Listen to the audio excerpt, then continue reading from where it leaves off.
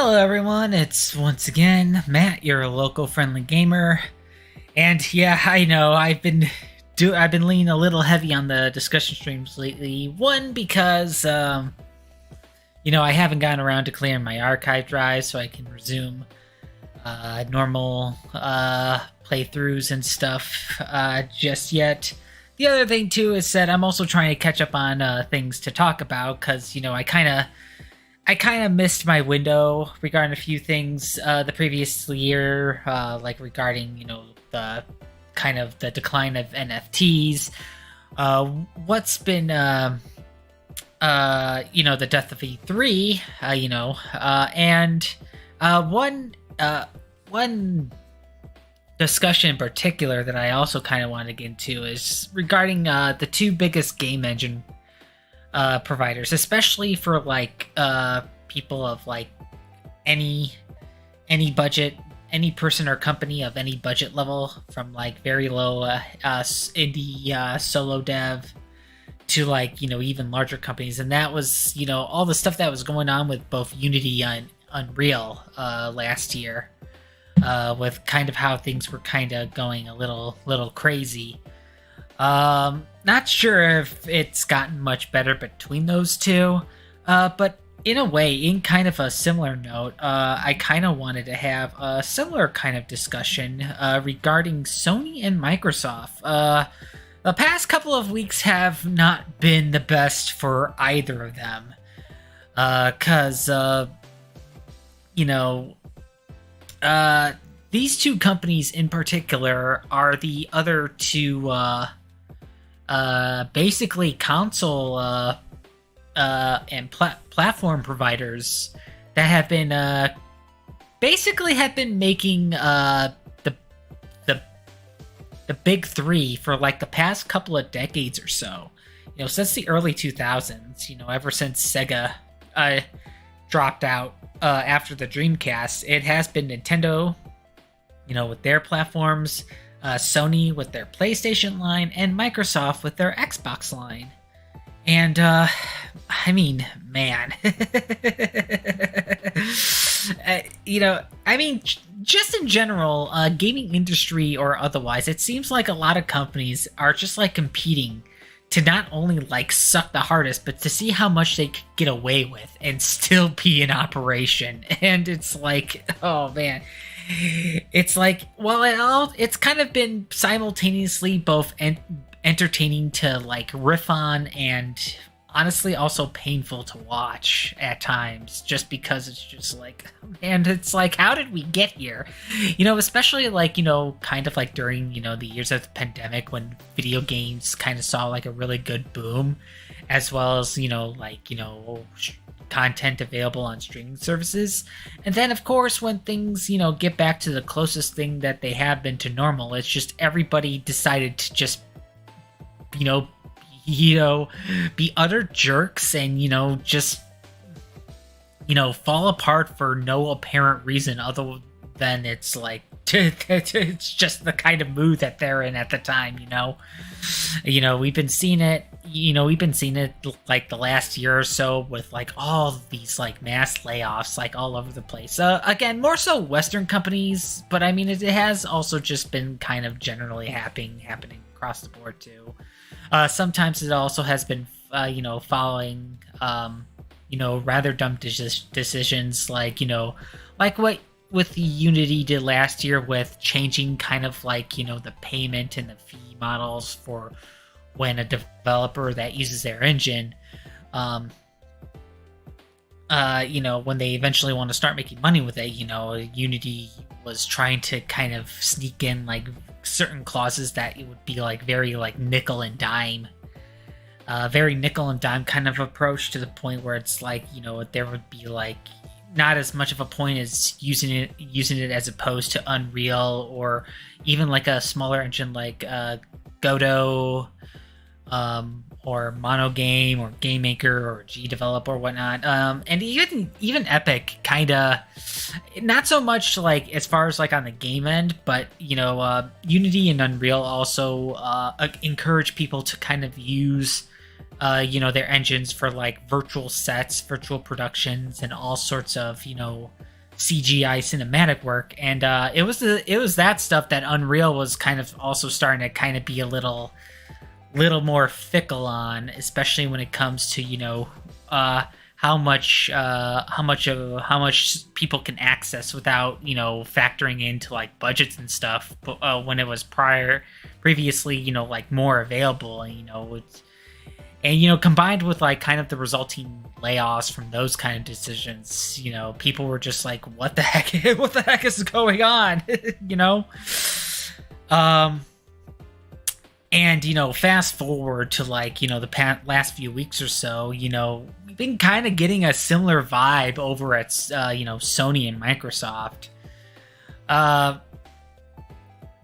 In the case of Sony, they're kind of starting to do this sort of thing like a lot of other developers, like Ubisoft, EA, and like by yes, they're gonna have like a lot of their consoles exclusives available on PC via Steam and the like, but there's a bit of a caveat there. But it's like, just as like they were starting to like get into like a good kind of strive, especially with the likes of Helldivers 2 being borderline Game of the Year material, they then decided, let's make people have a PlayStation Network account in order to access network features of the game.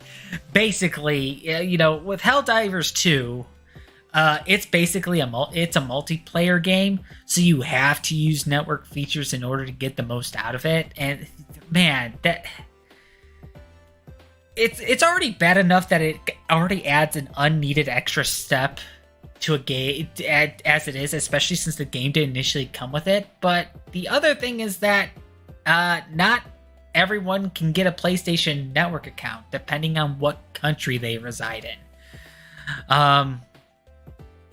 Which ultimately ended up having the game being delisted in like over 175 countries. Now, granted, it can be a little bit deceiving, because some of the countries like Japan, where Sony is headquartered in, they could still play the game, but they either have to play on PS5, or if they do get it on Steam, they have to get like a very unique package and not get the game in as is intended and as is it was intended globally, which again, it's just an unnecessary extra step for whatever reason. It just absolutely made no sense at all.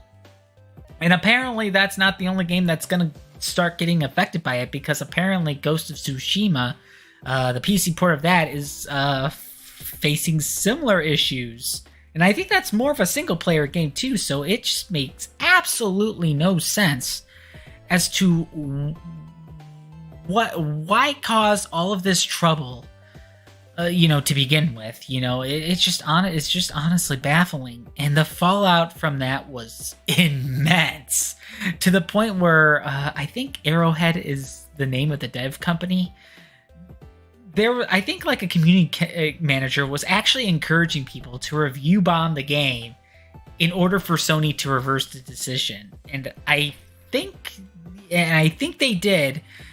They, for whatever reason, did not get the game relisted in the countries that were delisted, which included some countries that probably weren't going to sell the game anyway. So it's like, again, it's a little, it's a little hard to kind of fully interpret just kind of what that meant exactly. And again, some of those countries on there could easily be like, Japan, where it's like, okay, you can't get the game, the initial global package of the game, but you have to get the game, in a unique package specifically for your country of residence in order to play it, which again, it's very stupid.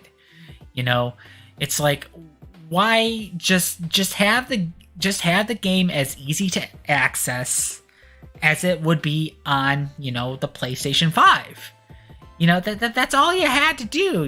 Why on earth do you have to make things more difficult than they need to be?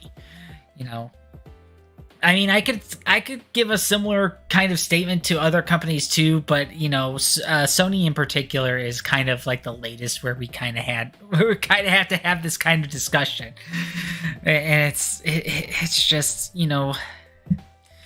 it definitely, especially because I was getting a little curious on Helldivers 2 and whether or not it would be yet another game where it's like I lamented on having not having a PlayStation 5, but now it's just like, it's like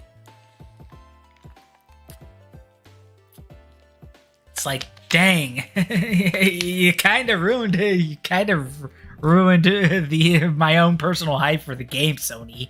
Again, for no good reason at all. And it's not like it didn't like ruin operation of the game itself. Well, it didn't ruin. It wasn't like gonna like break the game or anything. But it's such it just would have made the game, not as accessible to many people for whatever reason, just so that people could sign in with the PlayStation Network account. I mean, yes, I already have one, but that's not the point. That's not the point. It's like, why shoot yourself in the foot like this? And yeah, it is Sony shooting in the foot because, the developers who made the game didn't necessarily like this either. It was Sony that kind of made the decision for them, and it just backfired spectacularly. It's just like, why?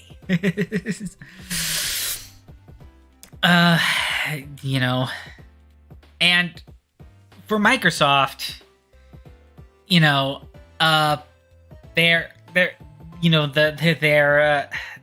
they're acquiring like large studios like Bethesda, and Activision Blizzard is, finally caught up with them because now they are stretched too thin and they had to basically close down studios that that have made games specifically for them. I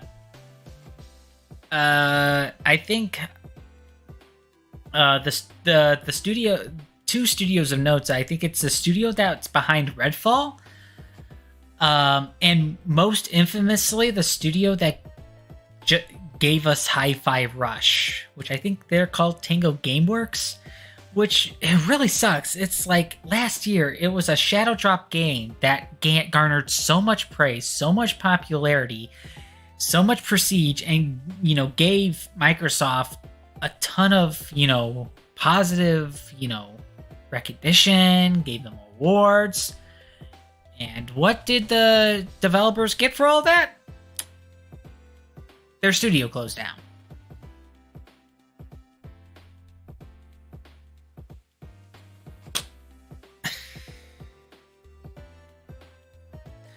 Man, you can't even be good and last very long in this cutthroat business.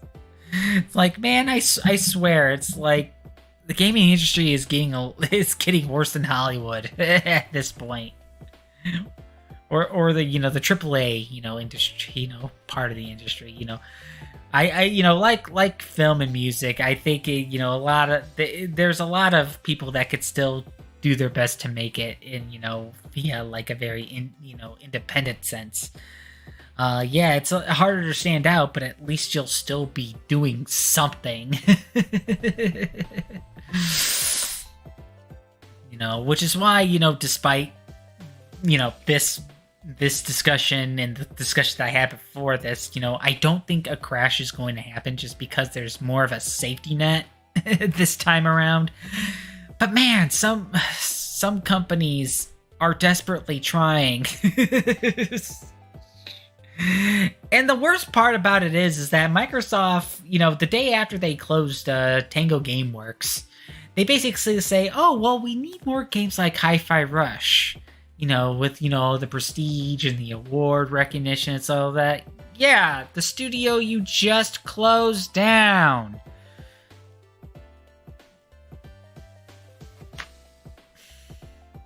It's just, man. But yeah, I mean, it's really stuff like this that you have to kind of wonder just how the landscape is gonna change in like the next few years, especially when it comes to platform providers, or console platform providers, the like. Because I mean, it's like because it's like, man, it's stuff like this. It's stuff like this that that kind of gotten Atari and Sega out of the out of the race.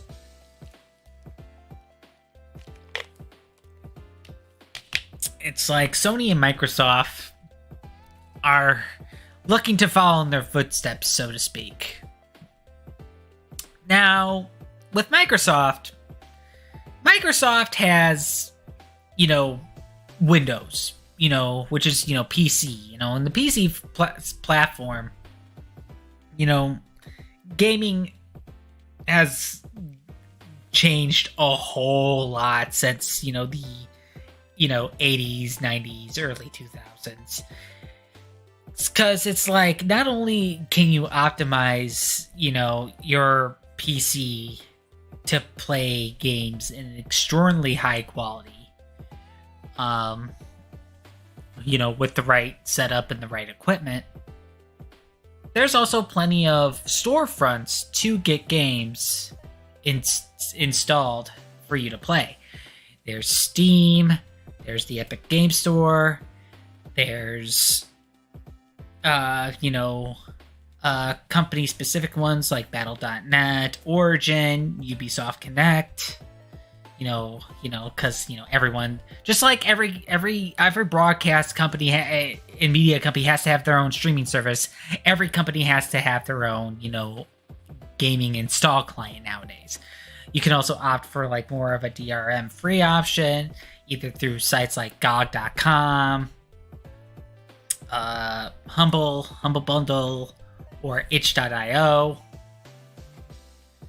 And Microsoft has even incorporated the Xbox brand to act as an app on the Windows OS, and kind of act as its own separate game store.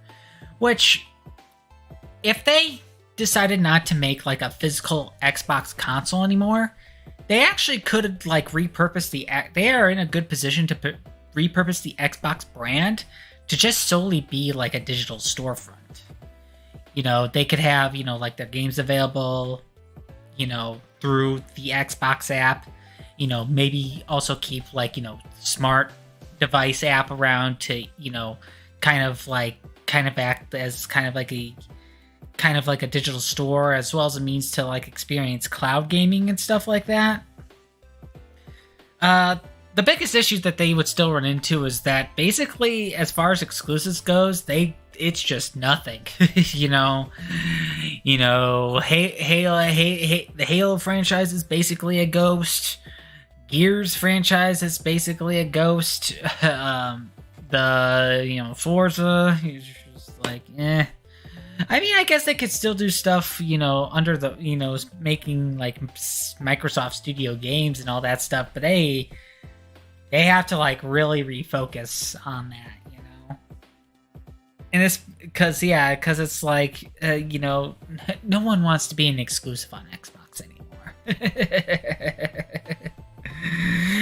If anything, no one also wants to be an exclusive on PlayStation anymore. Especially, Square just recently, announced that, hey, yeah, we're not going to do time exclusives on PlayStation anymore after what happened with Final Fantasy 16 and Final Fantasy 7 Rebirth. It's like, yeah, they were good games, but we put a lot into them, and they aren't really selling as well as we would have liked. I mean, Square isn't really good at, measuring, sales expectations, but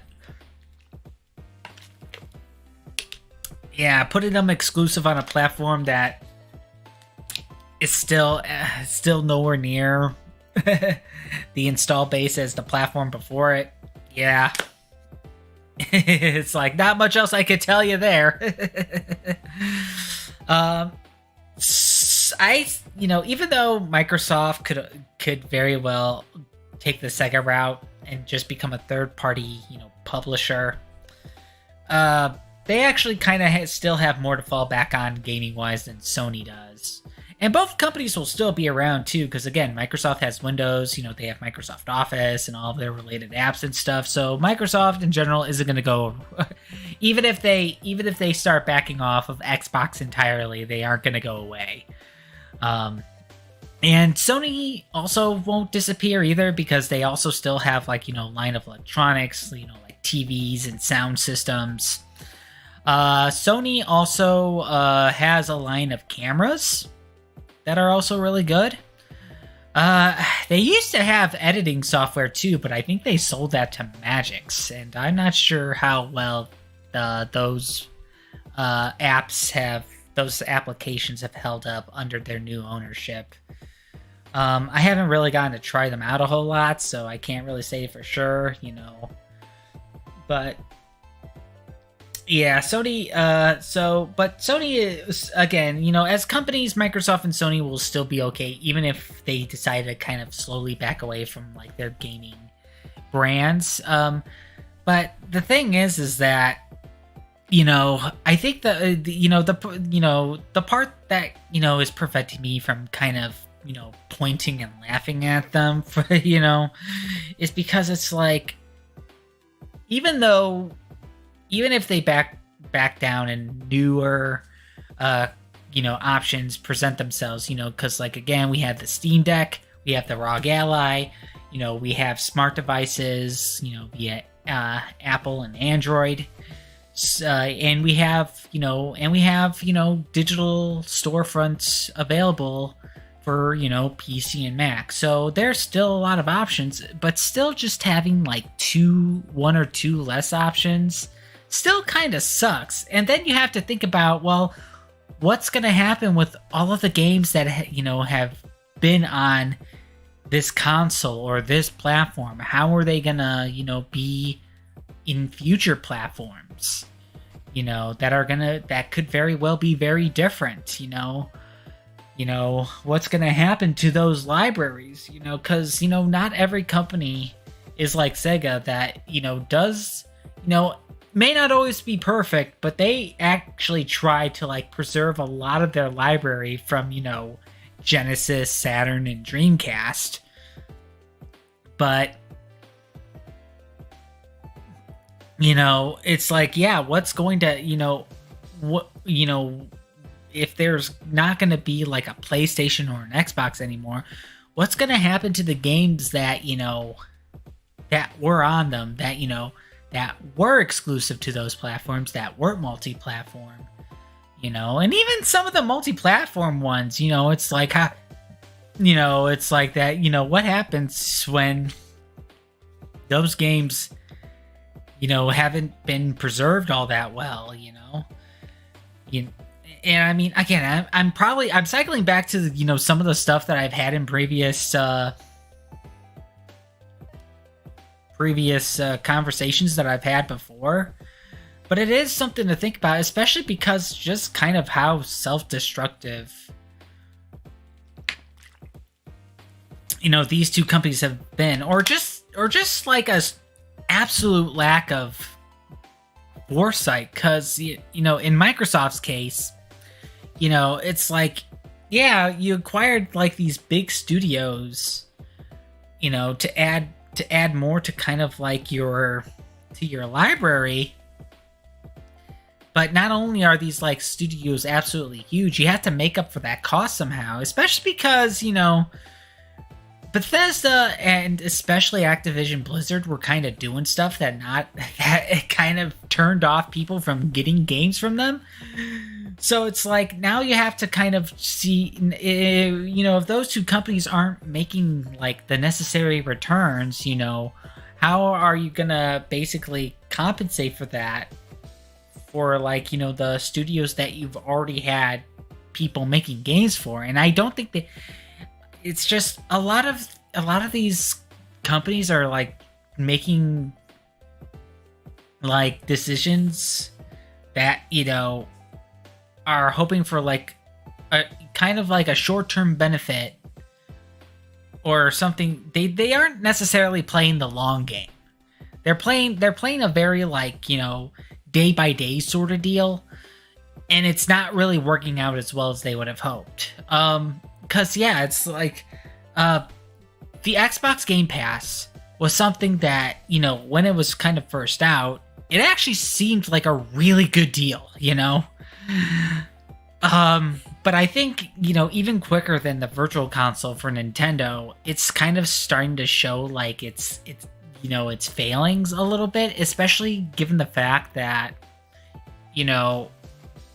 when they like immediately put a new release on Game Pass, it kind of cuts into the sales of the game, and then once they eventually take it off of Game Pass, well, it's like, well, now are you hoping that the people that played it for free when it first came out, are going to come out and buy it, or are they just going to, drop the game and, try to move on to the next one or something, Which, it's like kind of starting to see that with the multi-tiered PlayStation Plus too, I currently have the highest tier for the PlayStation Plus, and it's like now I'm finding out it's like, well, especially, if they raise the rates, it's like, is it even worth keeping it, or should I just go back to the basic one that I've always had, basic PlayStation Plus that I've always had,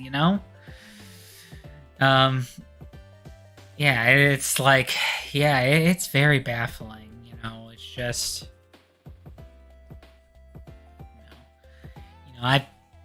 I've been having Sony platforms since the PlayStation Portable, which I no longer have, but I still have the PlayStation 3, and I have the PlayStation 4, still yet to get the PlayStation 5, but it's like, it's like at that point, I'm almost at the point where it's like, man, should I even bother? Or at the very least, should I at least wait to like look for like, with the one with the disc to see if it's, if the price has dropped, or something like that. And then it's like, man, it's like every now and then I always get curious about, man, maybe I should get at least the digital only Xbox. But now it's just like, man, it's like I may as well just stick to, getting a gaming laptop or eventually get a gaming desktop, because I don't know how long Xbox is going to be around. It's like they never really did all that well. I think their best was the Xbox 360. But even that, and they kind of had most of that. They kind of had the advantage over PlayStation 3 for the longest time, but then like near the end, like PlayStation 3 just kind of eked them out a little bit at the very end. And that was even with the whole Red Ring of Death fiasco that the 360 had. But yeah, it's just like, man, you have to really wonder sometimes. And I know that, yeah, it's like even Nintendo can't really be sitting pretty either, especially, not just with the Wii U, but I think first beloved is the N64 and GameCube, where they didn't really do all that well in comparison to the first two PlayStation systems. So, yeah, it's like I don't want to have to have a discussion next year about why the Switch successor isn't doing as well as it should have been, which apparently the code name is ounce, as in like the unit of like weight measurement. So it's like, what is it supposed to be, like ultra lightweight or something? What? I don't know how to feel about that. It's like, what, are we now expecting like an ultra light Switch or something? Okay. Okay. But yeah, it's just like, it is very hard to kind of keep a positive mindset with just gaming as a general, just because it's like, you're trying to have fun with all, the platforms that you have, or the platforms that you want to get into. But but then it's like, some people in suits decided, hey, we're just gonna do this, out of the blue, just because, money. and all of a sudden it just leaves a very sour, very bitter taste in your mouth. Just it beggars belief sometimes. Especially the older that you get and you're made more aware of these sort of things. Like, of course, all the stuff that I'm saying right now, it's like, of course, kids aren't gonna really pay much attention to this. I didn't pay attention to much of this when I was a kid. I mean, heck, I didn't even really invest much in the stupid console wars, which nowadays it's just like it's becoming more irrelevant, just because at any point in time, any console, just like any company or any storefront or any engine, game engine provider, just gonna do something stupid out of the blue to ruin things for everybody.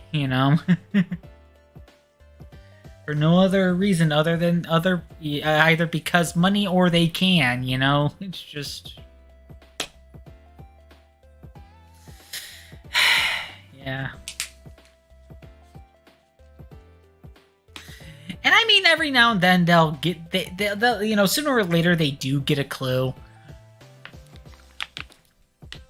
and they'll be back to like everyone's best friend for like a good couple of years or so, or at the very least not be the most hated thing on the planet. Until the next time they do something stupid.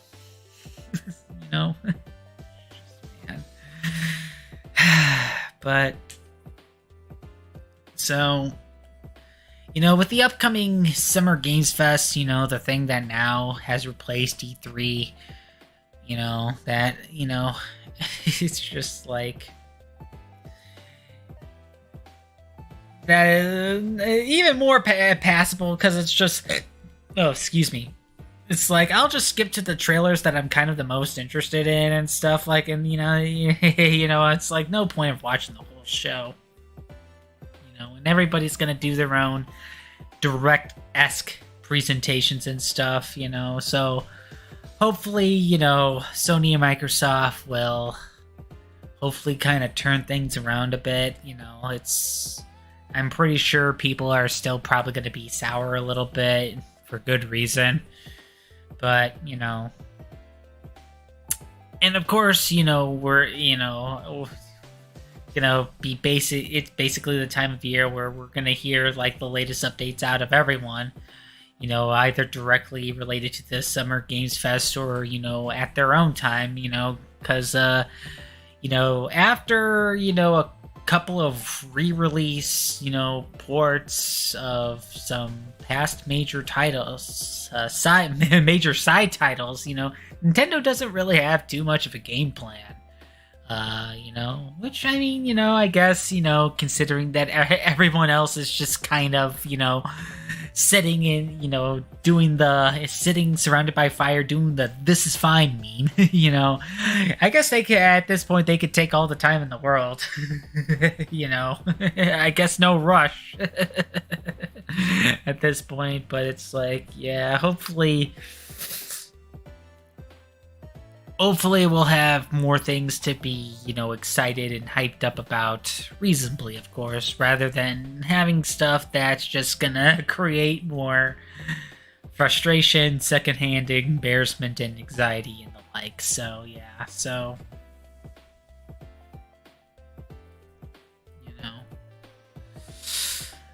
hopefully the people that have gotten laid off can, hopefully either find work sometime soon, or in the case of the people who were formerly in Tango Gameworks, I think a new studio is actually being started up. So while we may not get a sequel to Hi-Fi Rush, or there was actually a plan of a port to the Switch successor, which may no longer be happening, at the very least they can make the kind of games that they want, probably be a little extra wary for partnership with Microsoft or any other larger company in the future, so that way their studio can make more than one hit game. And hopefully, Arrowhead can pick themselves off right off of their feet, and kind of get back to a better place after Sony kind of threw them under the bus a little bit. They should, and if they wanna better their time in the PC market side of things, do less stupid stuff than forcing a PlayStation Network account connection.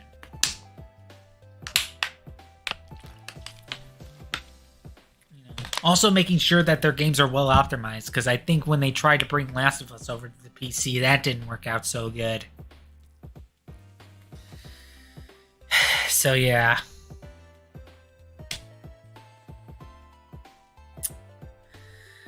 All right, so to kind of wrap this up, this has actually been testing out streaming while I have Ethernet connection. Seems to be going all right so far. And again, I'm still trying to set aside time to, clear my archives so that we can start doing, actual gameplay related streams. Especially regarding a certain Pokemon Violet playthrough that, has been collecting dust for months. So yeah, I need to rectify that soon. And to anyone in the Chicagoland area, and surrounding suburbs, I am planning to volunteer at the Extra Life Chicago booth over at Combo Breaker, which is a small local fighting game themed convention. And I think there is actually also tournaments that also go on there too. So yeah, it's actually the guild's first appearance over at Combo Breaker. The guild is currently also set up a booth for Anime Central, which is this weekend. I just haven't been able to go to Anime Central because it's a little too close to my mom's birthday. Similarly, I wasn't able to help out with the C2E2 booth because I didn't know I was even gonna go to C2E2. I was lucky enough just to go on to the convention floor on Sunday, so, But, yes, I'll actually be helping out on the booth for not C2E2, for Combo Breaker next weekend. Specifically Saturday and Sunday. This is the next one, not this one. This one is Anime Central. So yeah, hopefully I'll be able to help out with some additional conventions this year. Last year I only was able to do Fan Expo. So yeah. And after I clear, hopefully sometime soon, I'll clear out, my archives so I can do another stream. I'll probably do a test stream for the Ethernet in regards to OBS, because I know streaming on StreamYard is a little different than OBS. So, yeah, hopefully that will turn out pretty well so that I can go back to my normally scheduled stuff. And of course I hope to, not take so long to do a series of discussion streams in the future. Try to be a little bit more regular with that. Hopefully I get to the point where I can once again have people being a guest on these streams. I kind of miss having someone additional to talk to with these.